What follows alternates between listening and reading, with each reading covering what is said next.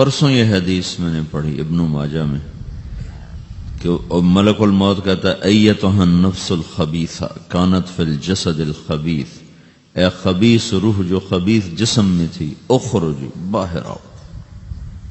اب وہ واپس تو ہو نہیں سکتا، اپنے آپ کو روک تو سکتا نہیں، تو وہ حیران پریشان خوف زدہ، تو اس کے جواب میں اس کو ملک الموت کہتا ابشری ابشری بحمیم وغساق وآخر من شکلہ ازواج، تیار ہو جا خوفناک عذاب کے لیے اور کھولتے پانیوں کے لیے، کانٹے دار جھاڑیوں کے لیے اور بے شمار عذاب کی شکلوں کے لیے۔ تو اس کی روح کو جب کھینچتے ہیں تو رگ رگ سے وہ کٹ کٹ کے نکلتی ہے، تو سارا وجود زیر و زبر ہوتا ہے، سکرات کا درد ساری دنیا کے دردوں پر حاوی ہے۔ جب اس کی روح نکلتی ہے اور اس کو لے کر آسمان پر چلتے ہیں تو دروازے پر پہنچتے ہیں تو اندر سے فرشتے پوچھتے ہیں کون ہے؟ کہتے ہیں فلاں فلاں کا بیٹا ہے۔ کا نفس خبیثہ فی الجسد الخبیث، یہ تو وہی بدماش ہے جو بدماش جسم میں تھا، یہ وہ بدبخت روح ہے جو بدبخت جسم میں تھی، اس کے لیے آسمان کے دروازے نہیں کھل سکتے، اسے واپس کر دیا جائے۔ تو آسمان کے دروازے لا تفتح لهم ابواب السماء ولا يدخلون الجنة حتى يلج الجمل في سم الخياط، کہ ان کے لیے آسمان کے دروازے نہیں کھلیں گے اور ان کے لیے جنت کے دروازے نہیں کھلیں گے، پھر یہ وہاں سے نیچے گرائے جاتے ہیں جو اللہ کا قید خانہ ہے سجین۔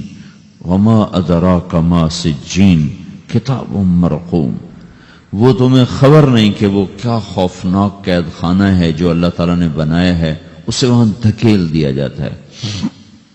پھر قیامت تک اس کے لیے انتظار کی گھڑیاں ہیں اور عذاب کی شدت ہے۔ اور جب کوئی نیک آدمی اللہ تعالیٰ کے دربار میں جانے کا اس کا وقت آتا ہے تو اللہ تبارک و تعالیٰ فرماتے ہیں ان الذین قالوا ربنا اللہ ثم استقاموا تتنزل علیہم الملائکۃ الا تخافوا ولا تحزنوا وابشروا بالجنة التي كنتم توعدون نحن اولیاؤکم فی الحیاة الدنیا وفی الآخرہ ولکم فیہا ما تشتہی انفسکم ولکم فیہا ما تدعون نزل من غفور الرحیم۔ جب کوئی نیک مرد عورت کے جانے کا وقت آتا ہے تو اس کے لیے بھی فرشتے آتے ہیں اور آ کر اس کو خوشخبری دیتے ہیں اور آ کر اس کو تسلی دیتے ہیں کہ آپ غم نہ کریں، پیچھے والے بھی آپ کو مل جائیں گے، آپ خوف نہ کریں، آگے ساری منزلیں آپ کے لیے آسان ہیں، آپ کے لیے جنت بھی تیار ہے، رب بھی مہربان ہے۔ اور حدیث پاک میں آتا ہے کہ ملک الموت اور 4 فرشتے آتے ہیں، وہ 4 فرشتے اس کو سہلاتے ہیں، دباتے ہیں کہ موت کا درد اسے محسوس نہ ہو۔ اور ملک الموت فرماتے ہیں ایتھا النفس الحمیدہ کانت فی الجسد الحمید اخرجی، اے نیک روح جو نیک جسم میں تھی باہر آؤ۔ کیا کرو؟ وابشری بروح وریحان ورب راض عنک غیر غضبان، آپ کو بشارت ہو آپ کے لیے جنت تیار ہو چکی ہے اور وہاں کی ساری نعمتیں آپ کے لیے میسر ہو چکی ہیں اور اللہ آپ پہ راضی ہو چکا ہے اور اللہ آپ پہ خوش ہو چکا ہے۔ اس پر اس کی روح کو نکالا جاتا ہے، پھر سارے فرشتے اس کو استقبال کے ساتھ جب آسمان پر لے جاتے ہیں تو اندر سے پوچھتے ہیں کون ہے؟ کہ فلاں فلاں کا بیٹا، فلاں فلاں کی بیٹی۔ کہتے ہیں نفس حمیدہ فی جسد حمید، یہ تو نیک روح تھی جو نیک جسم میں تھی، مرحبا بہی، اس کو ہم سب استقبال کس کا کرتے ہیں۔ اور ایک دم آسمان کے دروازے کھلتے ہیں، پھر وہ پہلا دوسرا تیسرا چوتھا سارے آسمان پار کرتا ہوا اللہ پاک کے عرش کے نیچے کے جا کر، مرد ہے یا عورت، وہاں جا کر سجدے میں سر رکھتا ہے اور اللہ تعالیٰ فرماتے ہیں ہاں اس نے ہمیں خوش کیا، ہم اسے خوش کریں گے، اور اس کو عافیت کے ساتھ وہاں آسمان میں، پہلے آسمان سے لے کر اللہ کے عرش تک یہ سب ویٹنگ روم بنے ہوئے جہاں اللہ اپنے اپنے درجات کے مطابق جنت والوں کو ٹھہراتا ہے، اور وہ انتظار گاہ ہے اور وقت ختم ہو جاتا ہے، لہذا انتظار کی جو تکلیف ہے وہ بھی ختم ہو جاتی ہے۔ وقت ختم تو انتظار کا احساس ختم اور ٹائم کے گزرنے کا احساس ختم۔ تو جیسے اصحاب کہف کو اللہ نے غار میں داخل کر کے تو غار کے اندر سے وقت کو نکال کے باہر پھینک دیا، باہر 300 سال گزرے، اندر آدھا ہی دن گزرا تھا۔ وہ جب اٹھے ہیں تو وہ 25 برس کا نوجوان 325 سال کا ہو کے نہیں اٹھا، وہ 25 سال کی عمر میں اٹھا ہے۔ نہ ناخن بڑا ہے، نہ مونچھیں بڑی ہیں، نہ ان کی داڑیاں لمبی ہوئی ہیں، چونکہ تو زندہ تھے، مر نہیں گئے تھے۔ تو زندہ کے تو بال بھی بڑھتے ہیں، ناخن بھی بڑھتے ہیں، لیکن وہ اس طرح اٹھے کہ 300 برس گزر گئے اور 25 برس کا نوجوان 25 سال کی عمر میں اٹھا ہے، 20 برس کا 20 برس کی عمر میں اٹھا ہے۔ اور وہ کہنے لگے کم لبثنا، بھئی کتنا ٹھہرے ہیں؟ کہ یومن او بعض یومن، لگتا ہے کوئی دن آدھا دن ٹھہرے ہیں۔ وہ صحیح کہہ رہے تھے۔ باہر اللہ تعالیٰ نے وقت کی گھڑی کو چلائے رکھا اور اندر غار میں اس کو سوئچ آف کر دیا، نکال دے، یہاں وقت کو داخل نہیں ہونے دیا۔ تو وقت کے گزرنے سے جو بھی اثرات مرتب ہوتے ہیں وہ ان پر مرتب نہیں ہوئے، تو وہ 20 آدھے ہی دن کے بعد اٹھے ہیں۔ باہر 300 سال، اندر آدھا دن۔ یہی کچھ اللہ تبارک و تعالیٰ برزخ میں کر دیتا ہے، وقت کو ختم کر دیتا ہے، گزرنے کا احساس نہیں ہوتا ہے۔ تو اس طرح میرے عزیزو، یہ 2 موتیں ہر انسان دیکھتا ہے، یا وہ جنت کے فرشتوں کا استقبال دیکھتا ہے یا جہنم کے فرشتوں کی مار اور پٹائی کو سہتا ہے۔ رابعہ بصری رحمت اللہ علیہ کا انتقال ہونے لگا تو انہوں نے رات کو فوت ہوئی، تو انہوں نے اپنی خادمہ کو بلا کے فرمایا کہ کسی کو بتانا نہیں، جب میں مر جاؤں تو پڑوس میں 2-4 کو بلا کر نا میرا جنازہ پڑھوا دینا، اور جس کرتے میں تہجد پڑھتی تھی وہی میرا کفن بنا دینا، اور صبح بے شک لوگوں کو بتا دینا، میرے مرنے کے بعد میری میت کو رکھنا نہیں، فوراً دبا دینا۔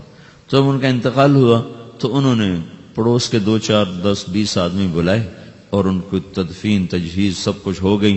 صبح شور مچا کہ وہ رابعہ بصری کا انتقال ہو گیا۔ تو اگلے دن وہ خواب میں اس خادمہ کو ملی اور کہا بیٹی تیری بڑی مہربانی، تو نے میری وصیت کے مطابق عمل کیا۔ اس نے دیکھا کہ انہوں نے ایک خوبصورت سبز لباس پہنا ہوا ہے، تو وہ فرمانے لگی، انہوں نے سوال کیا کہ آپ کے ساتھ قبر میں کیا ہوا؟ تو وہ کہنے لگی کہ میرے پاس منکر نکیر آئے تھے اور مجھ سے کہنے لگے من رب کی، تیرا رب کون ہے؟ تو میں نے کہا سبحان اللہ، 40 برس جس کو میں نہ بھلا سکی اس کو 4 ہاتھ زمین میں آ کے میں بھول جاؤں گی۔ ان کا 42 برس کی عمر میں انتقال ہوا تھا۔ تو وہ کہنے لگے سبحان اللہ، جس کو میں 40 برس نہ بھولا سکی میں اسے 4 ہاتھ زمین کے اندر آ کے بھول جاؤں گی۔ تو منکر نکیر کہنے لگے اس کا کیا حساب لینا؟ پھر انہوں نے پوچھا کہ وہ آپ کا وہ کرتا کہاں گیا تہجد والا جس میں آپ کو کفن دیا تھا؟ کہا وہ اللہ نے مجھ سے لے لیا ہے اور میرے اعمال کے خزانے میں رکھ دیا ہے، قیامت کے دن میرا وہ کرتا بھی میرے ترازو میں تولا جائے گا، اور مجھے یہ لباس پہنایا ہے جو جنت کا لباس ہے۔ یہ بھی ایک موت ہے، اس طرح بھی لوگ مرتے ہیں۔ اور دوسری بھی ایک موت ہے، ہمارے علاقے کی بتا رہا ہوں، اپنے علاقے کی۔ ایک ذمہ دار مر گیا، اس کی قبر کھودی، ساری بچھوؤں سے بھری ہوئی، ایسے جیسے چیونٹیاں پھر رہی ہوتی، تو انہیں وہ بند کر کے دوسری کھودی، ساری بچھوؤں سے بھری ہوئی، پھر وہ بند کر کے تیسری کھودی، ساری بچھوؤں سے بھری ہوئی۔ قبرستان میں اتنے بچھو کہاں سے آ گئے؟ یہ زمین کے بچھو نہیں ہیں، یہ آخرت کی بلائیں ہیں جس کے ساتھ اب اس سے قیامت تک رہنا ہے اور گزارا کرنا ہے۔ تو یہ 2 طرح کی موتیں روزانہ لوگ مرتے ہیں، روزانہ لوگ مرتے ہیں۔ جب نماز کا وقت ہوتا ہے ملک الموت ساری دنیا کا چکر لگاتا ہے اور دیکھتا ہے کون پڑھ رہا ہے کون نہیں پڑھ رہا، کون پڑھ رہا ہے کون نہیں پڑھ رہا۔ جو نماز کی پابندی کرتا ہے اس کی موت آسانی سے ہوتی، جو نماز میں غفلت کرتا ہے اس کے ساتھ موت کے وقت شدت اور سختی اختیار کی جاتی۔ تو بھائیو، یہ ایک جسم ہے، ایک روح ہے۔ روح باقی رہنے والی چیز ہے، جسم مٹ جاتا ہے، پھر اللہ سے قیامت کے دن نیا جسم عطا فرمائے گا، ایک نیا جسم دیا جائے گا۔ روح وہی ہے جو اللہ کے خزانوں میں جمع ہو جاتی ہے۔ نافرمان کی سیاہ کالی روح ہوتی ہے، فرما بردار کی روشن چمکدار روح ہوتی ہے۔ تو اللہ نے کچھ تقاضے جسم کے رکھے ہیں اور کچھ روح کے رکھے ہیں۔ جسم کے تقاضے پورے نہ کرو تو یہ پریشان ہو جاتا ہے، روح کے تقاضے پورے نہ کرو تو یہ پریشان ہو جاتی۔ روح کی پریشانی جسم سے زیادہ ہے، چونکہ روح کی طاقت جسم سے زیادہ ہے۔ جسم مٹی سے بنا ہے، اس کی غذا بھی مٹی سے نکلتی ہے۔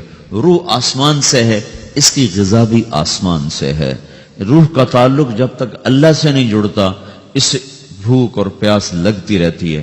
جسم کو جب تک روٹی اور پانی نہ ملے یہ تڑپتا اور پریشان رہتا ہے. جیسے اللہ تعالیٰ نے ہمارے جسم میں روٹی اور پانی کی طلب کو بے ساختہ رکھ دیا ہے. میں بیان کے دوران بھی پانی پی رہا ہوں، آپ دیکھ رہے ہیں کہ مجھے میرا حلق سوکھ جاتا ہے، مجھے طلب محسوس ہوتی ہے پانی، حلق سوکھتا ہے پانی کی طرف بھاگتے ہیں، بھوک لگتی ہم روٹی کی طرف بھاگتے ہیں. یہ ایک ایسا اندر میں آٹومیٹک سسٹم ہے کہ ہم اس کو آف نہیں کر سکتے. یہ سوتے سوتے بھی بھوک کی وجہ سے آنکھ کھل جاتی، سوتے سوتے پیاس کی وجہ سے آنکھ کھل جاتی ہے. یہ ایسا خود اللہ تعالیٰ نے ساختہ نظام بنایا ہے کہ آپ اپنے جسم میں روٹی اور پانی کی طلب کو نہیں نکال سکتے. میرے عزیزو، ٹھیک اسی طرح اللہ نے انسانی روح میں اپنی طلب رکھ دی ہے اور اپنے رسول کی طلب رکھ دی ہے.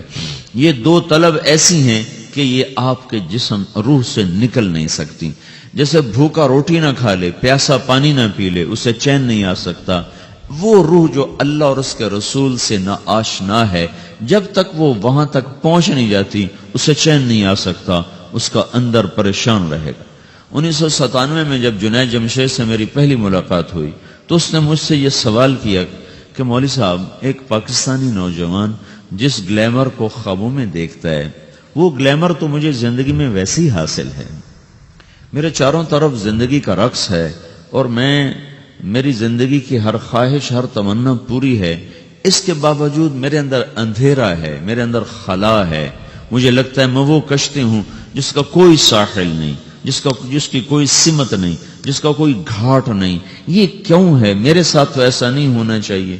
ایک عام لڑکا تو کہتا ہے ہائے کاش یہ ہوتا، اس کو وہ نہیں ہو رہا تو پھر وہ پریشان ہے، ہائے یہ ہوتا، ہائے وہ ہوتا. تو میں تو ہائے نہیں کرتا ہوں، میری تو ہر لذت اور خواہش میرے سامنے تشتری میں سجا کے پیش کی جا رہی.